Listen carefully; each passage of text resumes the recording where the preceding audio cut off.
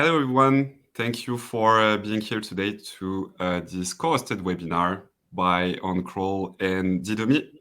My name is Clément, and today with Thomas and Jérôme, we are going to talk about the decision impacting Google Analytics in Europe and how to escape the trap of unreliable analytics data. The presentation will last around 30 to 35 minutes, and then we have a Q&A session of 20 minutes. And if you have any question during the presentation, feel free to ask it in the chat, and we'll try to do our best to answer it at the end of the presentation. A bit of presentation. So as you already know, my name is Clement. I'm the senior SEO manager at Didomi. And before that, I was an SEO consultant in Canada. And prior to that, I was the senior SEO manager at Oncrawl for North America. And prior to that, I was SEO consultant for the National Bank of Canada, which is one of the two biggest banks in Quebec. Should I go next? So Thomas, hi everyone. I'm Didomi's Chief Privacy Officer. So I handle all the compliance work for Didomi and sometimes also a bit for our customers. Yes, and I go next. Jérôme Salomon, I'm a Senior SEO Strategist at Oncrawl. I'm part of the customer success team, and I'm supporting our clients with the tool, showing my experience as an SEO. Before joining Oncrawl about a year and a half ago, I was SEO in-house for a real estate company, and I was an Oncrawl user as well. Thank you. So about Oncrawl, it's a technical SEO platform that has won some awards, and it helps your business make better decisions in SEO. It's combining an SEO crawler, a log analyzer, and a data cube to build actionable dashboards so you can do SEO audits and build an SEO strategy. A bit about Didomi, what we do.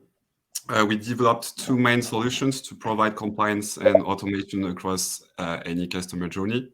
The first one is a content management platform. So it helps brands to collect user content across their ecosystem, so websites, apps, and point of sales. And the second solution is a preference management platform, which helps brands to collect user preferences across their ecosystem and to better communicate with their clients using their preferences. Some figures. So we are deployed on around 160K websites. We display content on 2 billion devices per quarter, which is representing 65 billion page views per quarter. And on a global web traffic point of view, it's around 1.4% of the global traffic on Didomi server every month. On the menu today, I will start with an introduction on why analytics data is so important. Then Thomas will talk about the risks to analytics from privacy laws. So on a European point of view, but also on a North American point of view. Then he will talk about the context behind the decision impacting Google Analytics and the steps to get closer to compliance. Then I will talk about the consent rate, which is king in my opinion in a GDPR context. And then Jérôme and myself will talk about some alternatives to Google Analytics. So first, why analytics data is so important.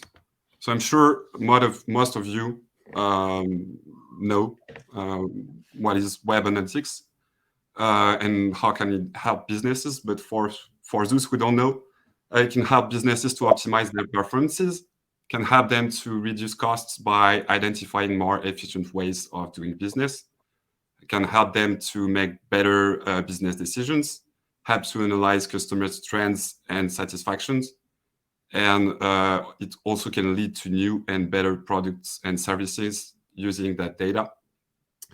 And for those who were using the web in the years of 2000, at the beginning, web analytics used to look like that. So small counters on most of the websites, for those who remember. So it was really high level, mainly a hit counter. And then in 2005, Google launched Google Analytics, and for 5 years it was a golden age, especially for SEOs, because we were able to see the keyword used by a user to land on the website. And then in 2010, Google decided to update Google Analytics to remove that option. So it was a huge mess at that time. And in 2018, GDPR was enforced in Europe. And then last year, in 2021, the deadline to be compliant was in a lot of European countries, including France, Italy, and many more.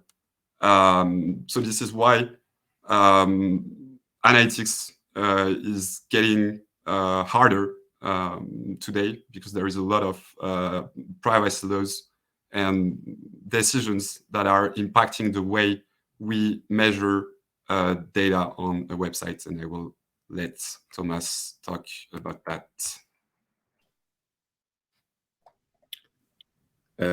Thank you, Clément. So let's look at the privacy law landscape in Europe. Clément already touched on it. So actually in 2021, it was more about the guidelines from the data protection authorities regarding the use of cookies, but that also impacted analytics tools. But when it comes to the regulations applicable to the use of analytics tools, we're mostly talking about e-privacy and GDPR in Europe and CCPA in the US.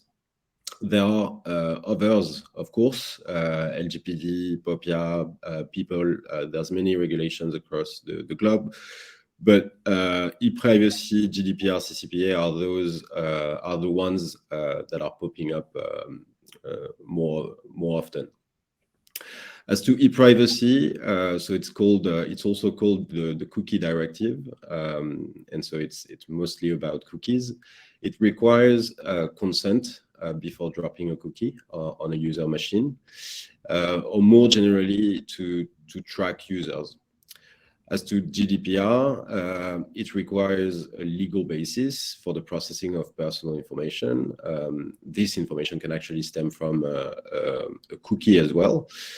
So sometimes there are connections between the two texts, but this legal basis that's going to be required with GDPR can be consent, but it can be legitimate interest as well. In fact, it could be something else. There are 6 legal bases in total, I think.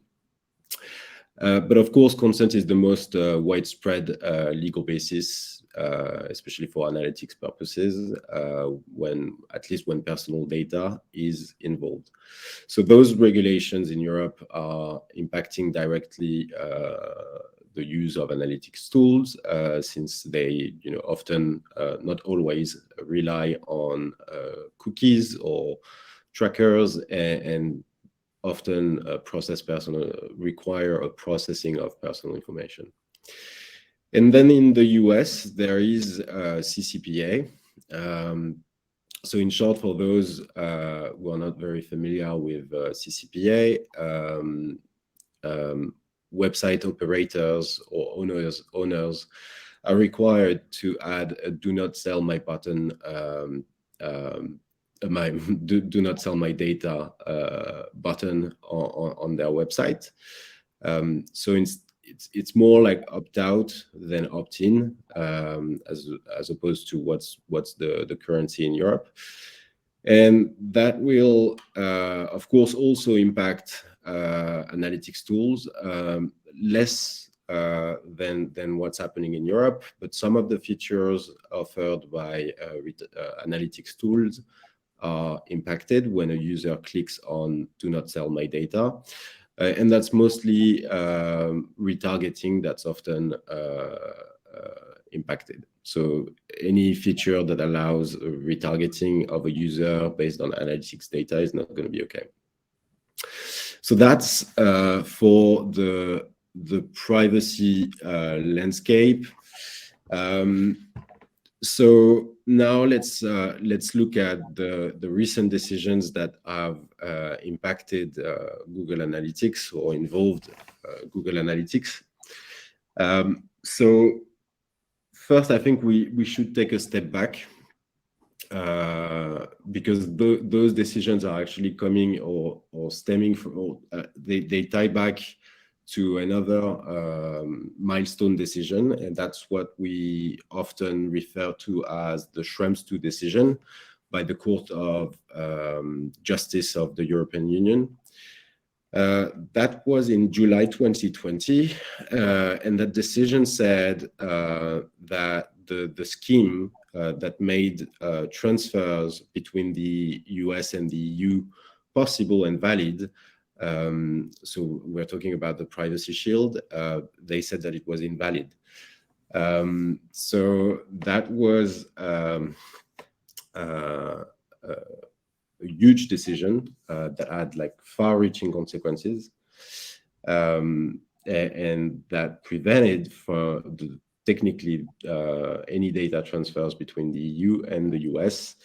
But they said in the same decision that transfers were still possible so long as any additional measures are put in place by participants, so data exporters and data importers.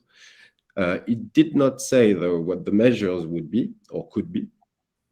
But that's actually what the three decisions that we've recently had on the topic. So I'm talking about the Austrian DPA, the Danish Data Protection Authority, and the French Data Protection Authority.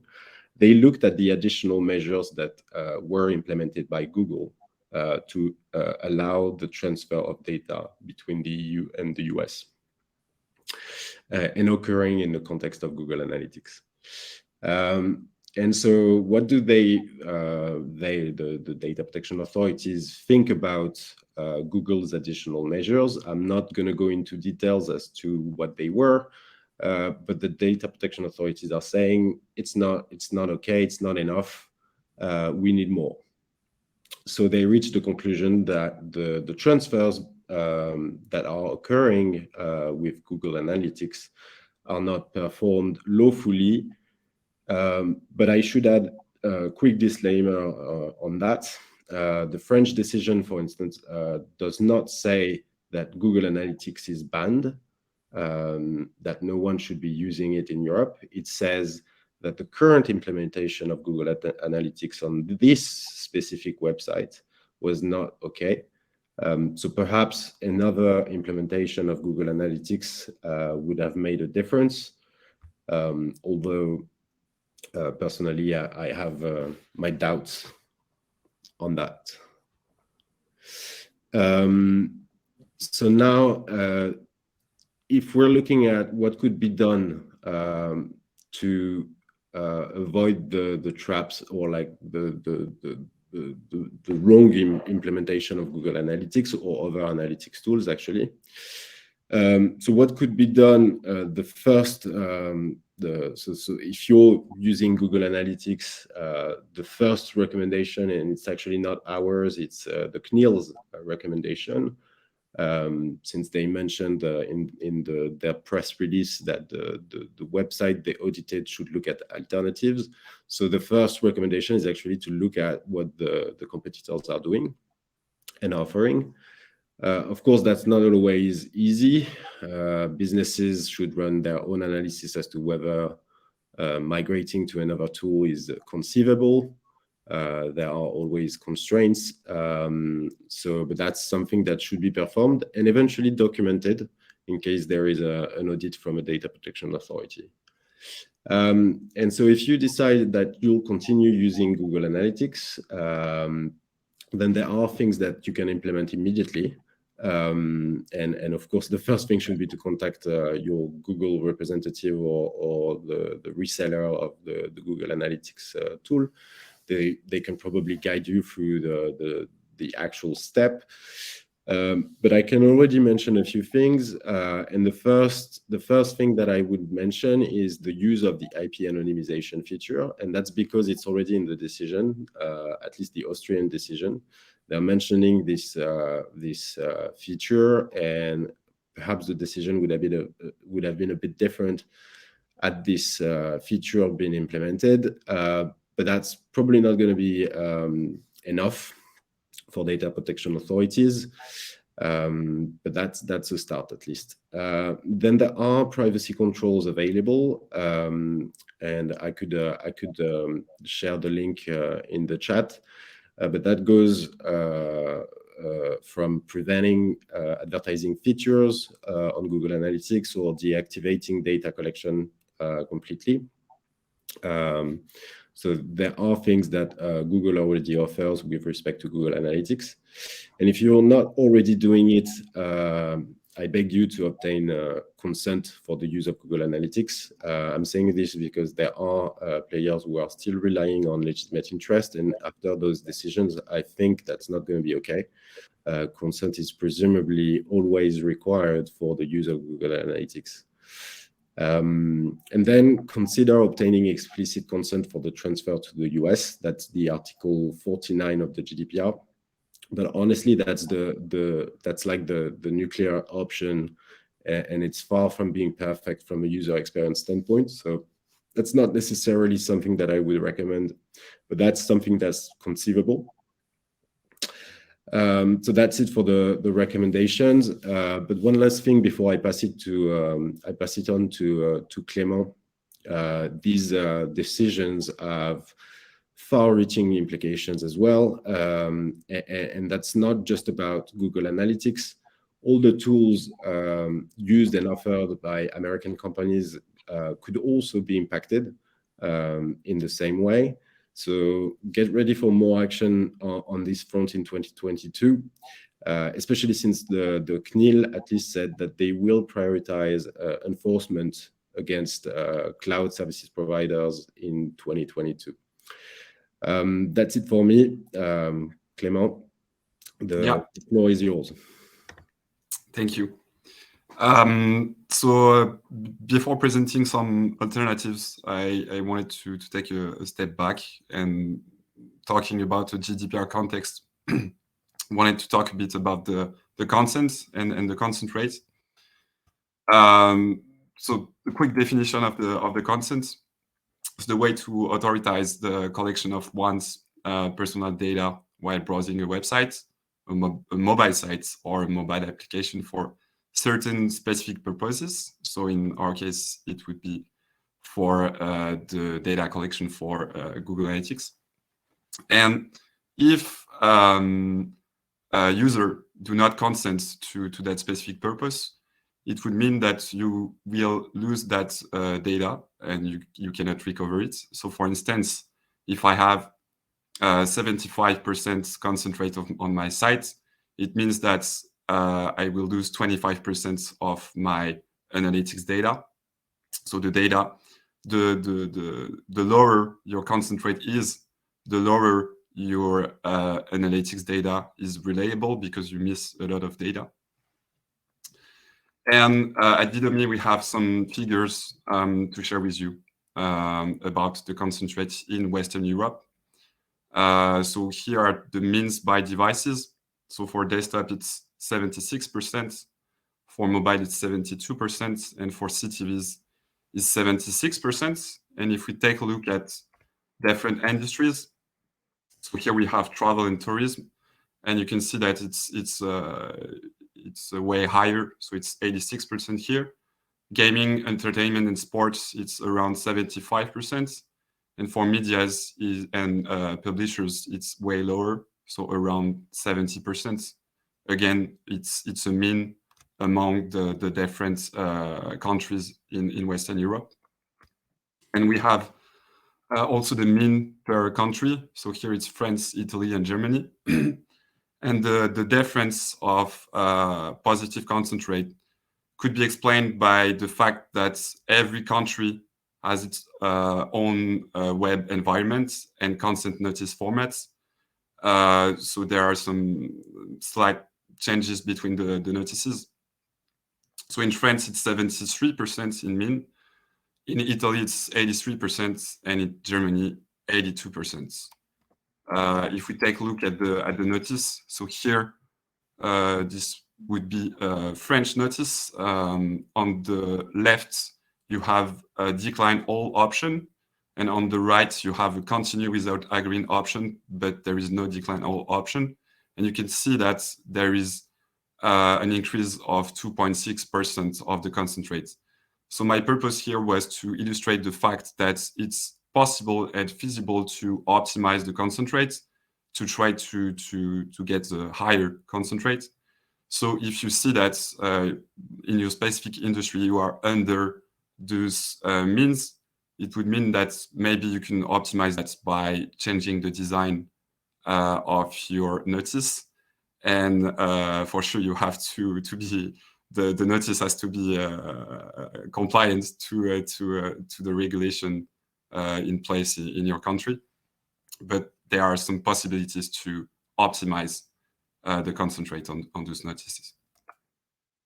Then some alternatives to Google Analytics. So I will start with tools, and Jérôme will talk about other methods that you can use. But before that, little disclaimer. As Thomas said, it's currently difficult to assess the impacts of the decision against GA. In our opinion, it would be better to look at non-US solutions and whose data potentially and theoretically cannot be transferred to the US. But for sure, and obviously this recommendation do not replace a legal assessment to be done on your side. And at the right, you can see some options. So if your analytics solution is powered by a EU company and the server owned by this company is a EU cloud provider, you're probably fine, or at least in adequation with Schrems 2. But otherwise, you might be at risk of breaking the law. So we recommend you to do a legal assessment on that. The first option, there are 5 different options. So we took some different ways to integrate the analytics. The first one is Piwik Pro. So it's a cookie-based solution. So it's the same way, the same integration as GA. This is a EU company, and the data is also hosted in EU by Elastics. And some pros and cons. The user interface is pretty simple here, so it's easy to use it, and there is no data sampling. But it could be tricky to integrate with other tools. I don't know if some of you in the chat have already been used Piwik Pro, but I think that for Google Ads, for instance, it's pretty hard to integrate the data from Google to Piwik. Then there is AT Internet, which is a French company. The data is hosted by SFR and AWS, which is an American company. And this one is pretty expensive. There are some dedicated e-commerce features, but I never used AT Internet on my side. Yes, indeed, Sébastien, it's not French anymore. It's been bought by Piano Analytics, which is US, indeed. And in fact, the data is hosted by AWS, so it's the same. It's the same issue. And if you take a look at the reviews on Google, you'll see that most of the reviews are pretty bad regarding the user interface. So this option might be a bit more difficult to use. And yes, the interface is not so good apparently. Then I wanted also to talk about some cookie-free solutions because it resolves the question of consent, and it also resolves the question of reliable data, because using a cookie-free solution, you can have 100% of the data because it does not track behaviors. So this is why you don't need a consent notice. It's not based on user tracking. It's only based on hits.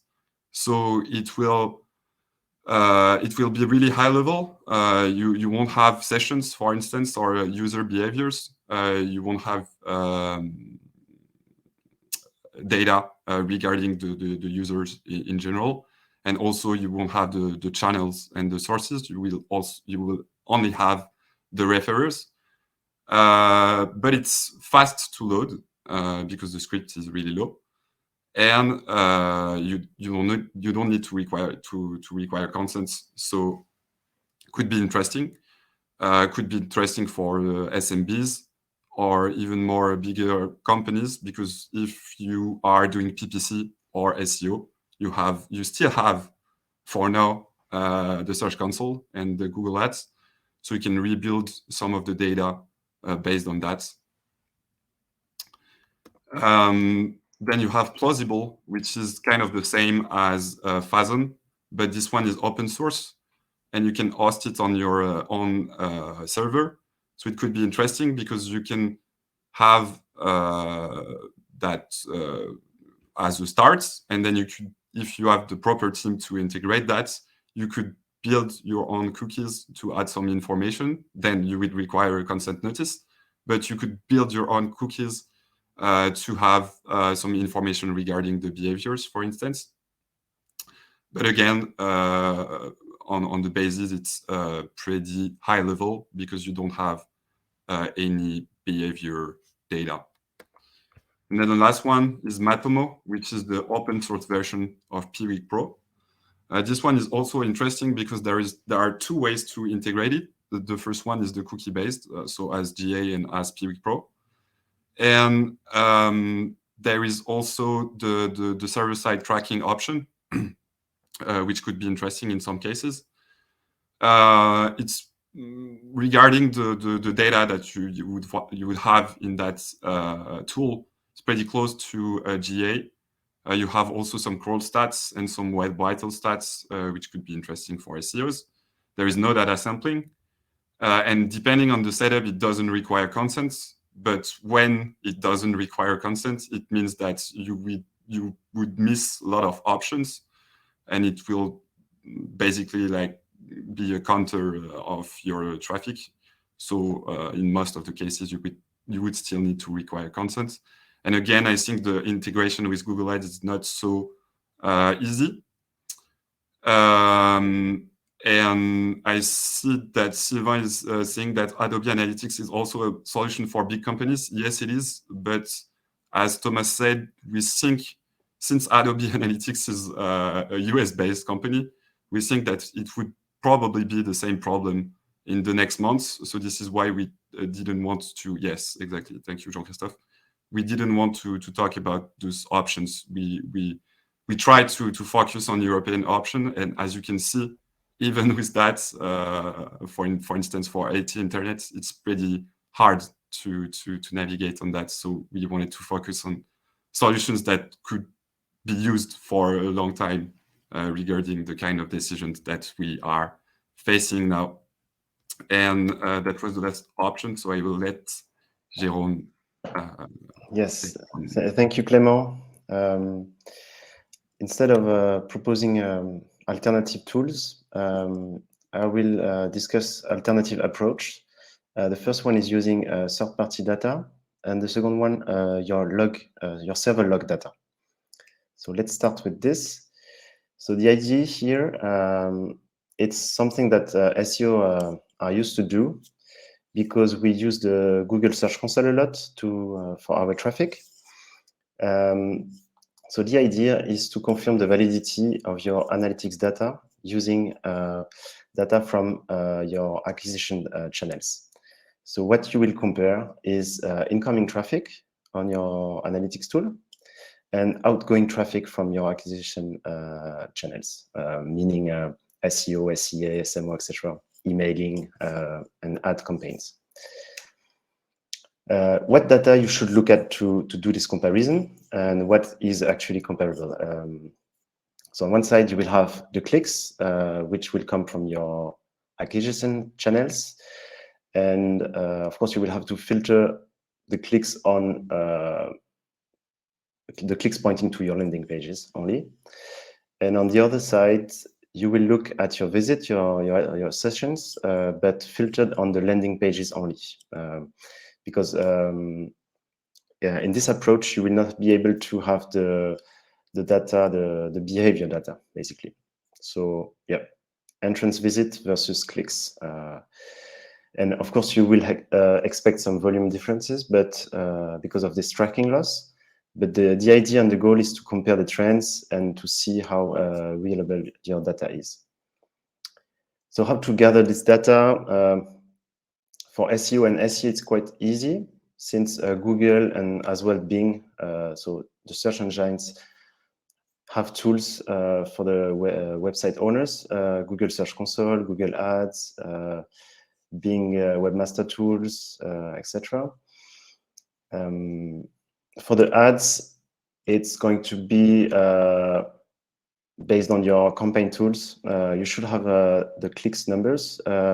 Could be a bit harder if you are outsourcing the campaigns.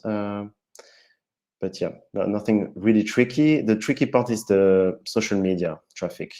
Since you will have a lot of different social media platforms, you will have paid on one side, organic posts as well.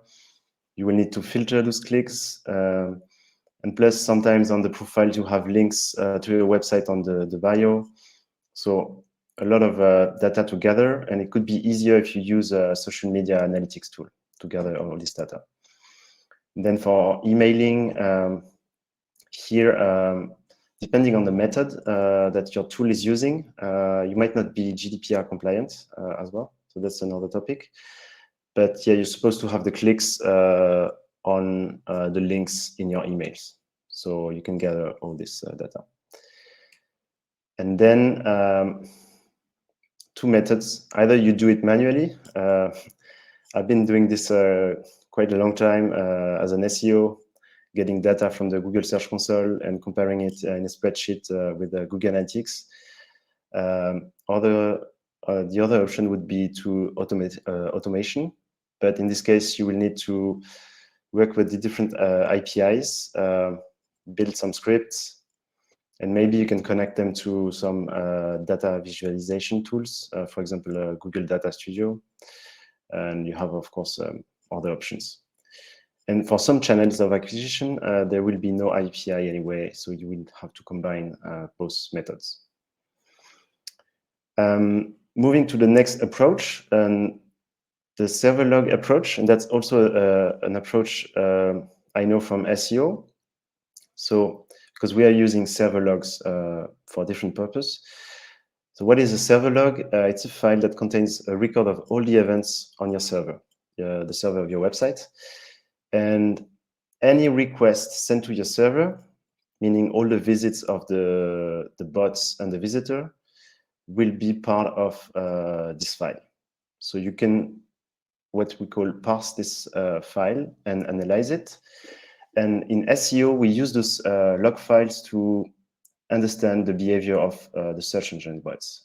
So the goal here is to know how many times and how often Google is visiting your website, what part of the website is Google visiting, and how it's impacting your SEO performances.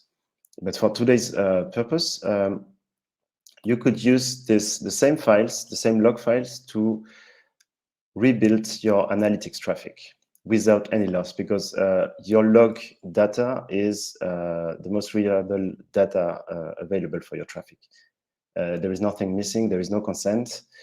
So you could track the full traffic volume on the different landing pages, time and date, the different source by channels, and also the status code pages.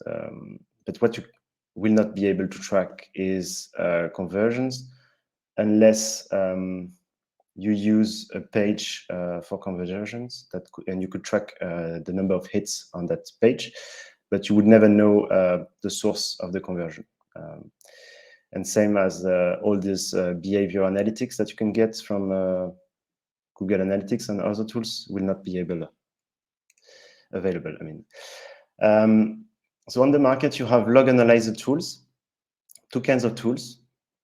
Most of them are not most of them, but the ones I know are SEO log analyzer, like Oncrawl, for example, and they have a user-friendly interface.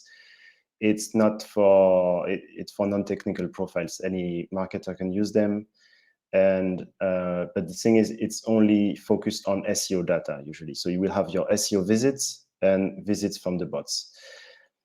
On the other hand, you have log analysis and management tools, and those are for technical monitoring and troubleshooting, and it's more for DevOps, security professionals, system administrators. But in theory, if your company might use one for sure. So in theory, you could use that tool to rebuild your traffic and track it. So I will share you some methods to parse the data that you could share with your tech team.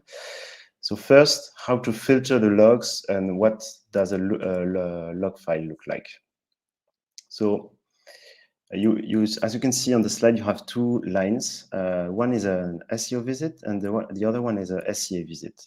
So how do I know this? First, I'm looking at the host, so I know what website is getting hit. I can look at the path to know the page, and then there is the query string, if there is any. So if there is any, I can know if it's coming from a specific acquisition channel. And you also have the referrer, which is showing you where the hit comes from. The thing is, like for most of the social medias, the referrer is not given anymore by the referring channel. So like traffic coming from Facebook will never be in the referrer. But if it's coming from Google, either organic traffic or Google Ads traffic, you can make the difference with the query strings. Same for Facebook traffic. For your emails, you could use tracking systems as well. So you could know that it's coming from a specific email campaign. And the last one, it's the user agent. And it's going to tell you if it's a bot or if it's a real user. So some tips to finish. You will need to exclude all the events that contains the word bot, because usually the user agents names from the search engines, they have bots inside. Other tools that are crawling websites, they have a bot in the user agent. You are going to exclude also all the pages with your own website in the referrer, because this is behavior traffic and you will not be able to use that data. Make sure also that all your campaigns are using tracking parameters so that you can know the channel. Yes, and I was already said this, that emails and social media, they don't always send a referrer, so you will need this tracking parameter. And your referral traffic will be any hit that has another website in the referrer, basically. And for your direct traffic, it's going to be a combination of empty referrer and no tracking, basically. So that's a way of rebuilding your traffic for all the acquisition channels and not only SEO. And I guess we're done with the alternatives ways. So key takeaways, Clément? Yeah. So 3 main key takeaways today. Obviously, take into account the regulatory contexts because it's different. It's different in Europe and in the US for now.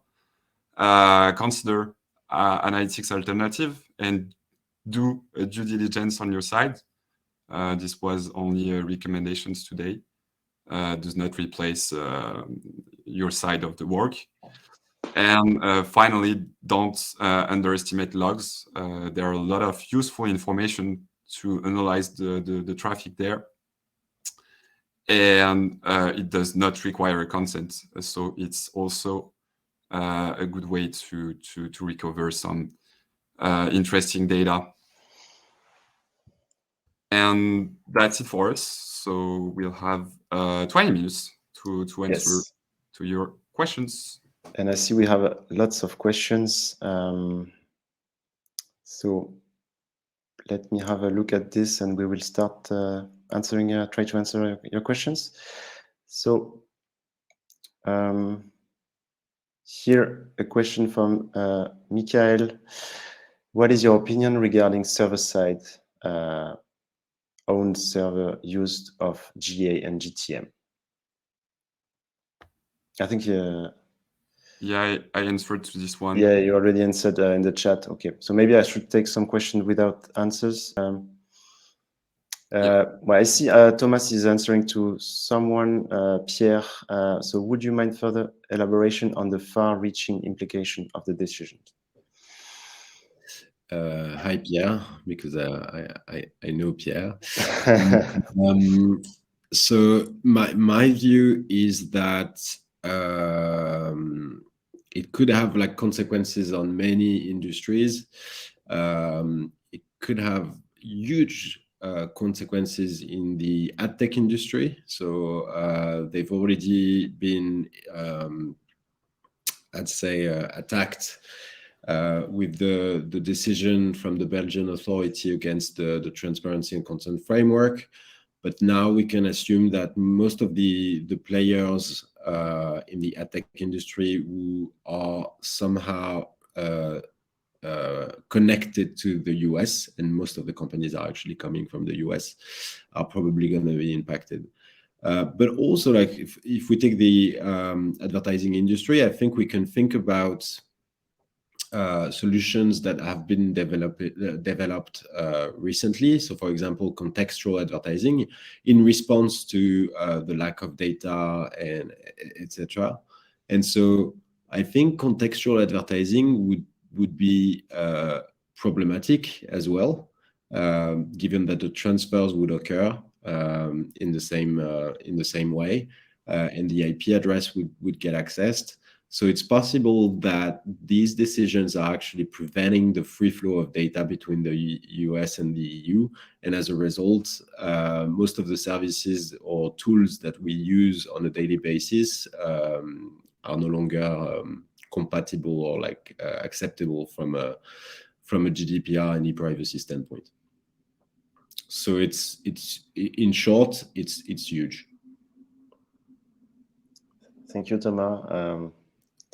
Have another question without no answer from Sebastian. Has anyone heard about Google's response to their Google Analytics clients regarding this specific issue with the incriminated e-commerce website? You guys had some clients that I think Google, or we've seen what they shared. There was an interesting blog post. I think to a certain extent they disagree with the decisions, and I personally I think I agree with them as well. I it's too big, and it looks a bit like some form of protectionism to a certain extent. So it's not great. I don't think that's what they were trying to achieve. But ultimately, I think the best option, what's really available for us to move forward, is to make sure that the US and the EU strike a deal on data transfers, so that we don't have to rely on additional measures anymore. So that would mean that the US would have to backtrack on some of its surveillance acts and regulations. So that's not going to be an easy win. But that's what would save that would save us all the compliance pain, but also it would just make it easier for everybody to do a good job. So that's and I think that's what Google is pushing for. They're actually involved in the negotiations, so they're heavily waiting for that. And I think in the meantime, they're working on some additional features, controls that they're going to provide with their customers with, but I don't know what they are.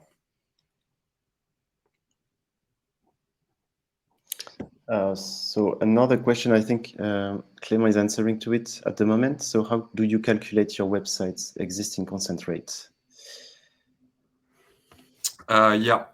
So on our side, it's pretty simple because we have the CMP of Didomi to do that, and you would need a consent management platform to be able to measure the consent rates. Or if you, I don't know, maybe you are on a WordPress website, so maybe you use a plugin to take care of the consent notice. So maybe you might find some information on that, but otherwise, if you use a CMP, you would have statistics on the back office side, and you would be able to calculate that. Thank you, Clément.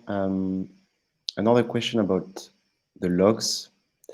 So that's from Mark. Have any of the regulators put a time limit, retention period, on the log files? How would a retention period affect a user right to have data corrected or destroyed? To my knowledge, there aren't any guidance around that. That should be an assessment that each website owner should actually perform. But it should always be proportionate to the processing activities that are occurring. So 5 years, for example, is probably not a great idea. But 1 day is probably not enough. So it's a balance. It really depends on what the processing activities are going to be, and how far back one would need to go to process the data. About the logs, because the only personal information that could be considered as is the IP address, right, Thomas? Not necessarily. If you have any form of ID, that an ID, you mean on the page, the pass, for example? If you have a cookie ID in the logs, for example, if you have an IP address, and so long as you have an IP address, like all the other information becomes personal information to a certain extent. So the main criterion is always going to be, can you single out somebody with the information you have at your disposal? So even if you don't have the name or anything, the fact that you can single out someone, that means that there is personal information. Yes. Just about this question, so the way Oncrawl process the logs, we are getting rid of the IP address. It's becoming anonymized data, and I guess that's the best option to make sure that your logs are GDPR compliant, basically. You should get rid of the IP address. I'm not sure that you can have a cookie ID in the log files. It's really server information, but might be the case on certain technical setups. So let's take another question. We still have some time. Did we answer Sébastien already about server-side tag management? There is a question about where is it?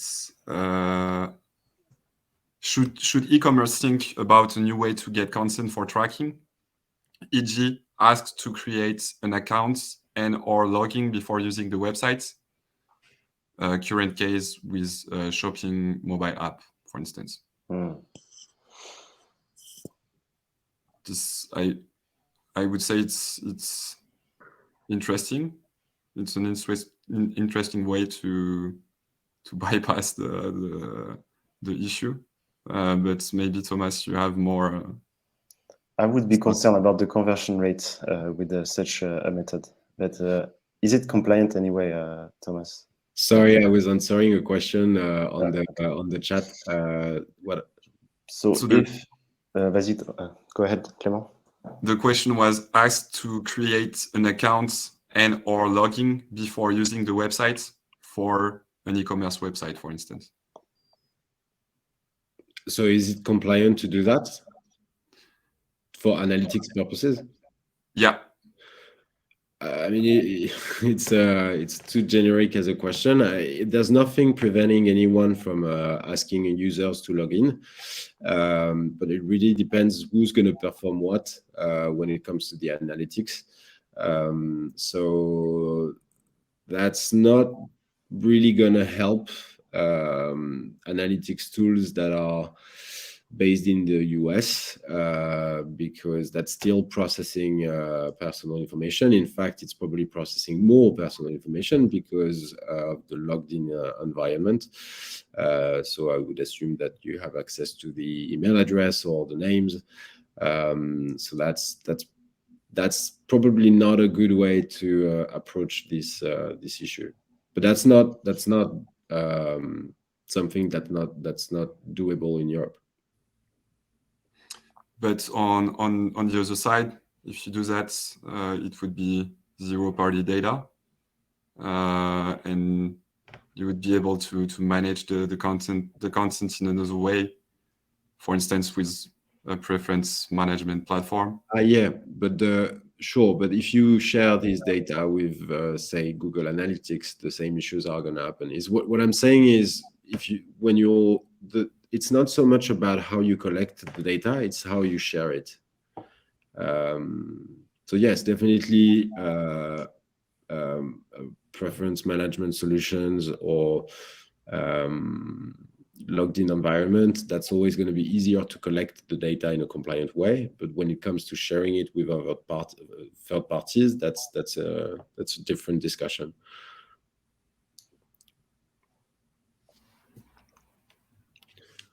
Okay, thank you, Thomas. Checking the questions, see what we have left.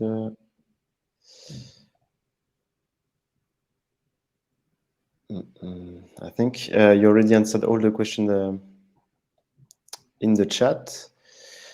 I think there are a few old questions. No, maybe we answer all. A question from Damien.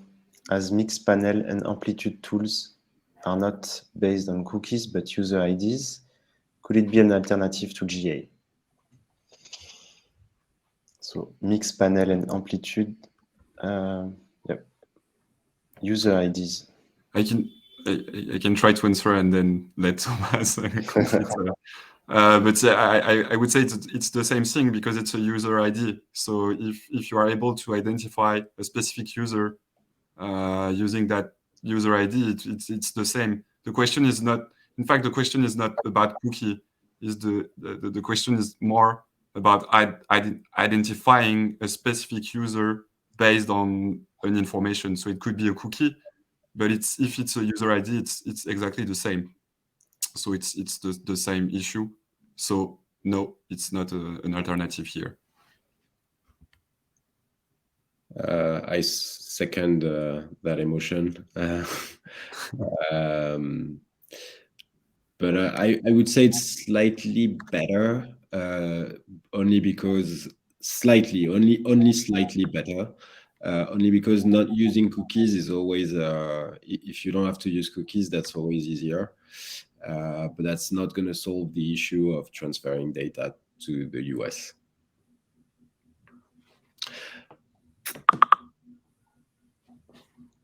And server-side tag management, could it be a solution, or is it going to be the same answer as well? I mean, Yeah, go on, Thomas. I have a further question on this one. So if you have a server-side integration and you encrypt the data before sharing it with Google, or you anonymize it in a way, do you think that's something that's conceivable? So for example, if you receive the IP address before sharing this information with an analytic tool, you anonymize completely the IP address. I think I think you could reprocess the data after collecting it and before sharing. That would be a technical solution. So in this case, would it be compliant? I mean that's something we should explore. But I was just thinking about it, that if the data goes to somewhere before reaching Google or like any other analytics provider, and if there is a way to anonymize the data to a certain extent, or at least to tie it to an ID that, for example, Google doesn't know. Because I think one of the main issues in the decisions is that Google has so much data beyond Google Analytics that data protection authorities are worried that they would eventually track a user on all those services. And so if you send data that Google is not going to be able to tie to any other data asset that they have, that's probably a compliant solution, I would say. But TBD, I mean, there's a bit of work to be done before saying that. Okay, thank you. I guess would be the end of this webinar. Just one question that I answered. Yes. I'll find it again, but I just want to clarify something. So it wasn't really the question, but I'm going to reframe it. Storing the information in Europe. So in Google's instance, there is almost like an automatic transfer, but storing the information in Europe is not necessarily going to be fixing things. So long as you work with an American company, that could be asked and required by the US government to share the data. So even if the data is stored in the EU, the risk of transfer exists, and so that's potentially a problem.